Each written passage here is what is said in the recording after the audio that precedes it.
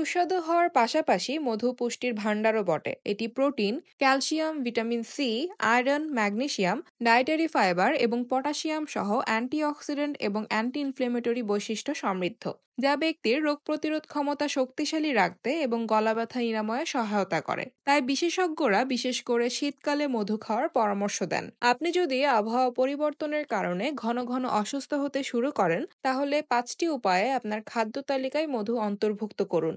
1 glass গরম পানিতে 1 table চামচ মধু মিশিয়ে নিন। প্রতিদিন সকালে খালি পেটে এই মধু পানি পান করুন। মধুলেবু চা শরীরের জন্য বেশ উপকার।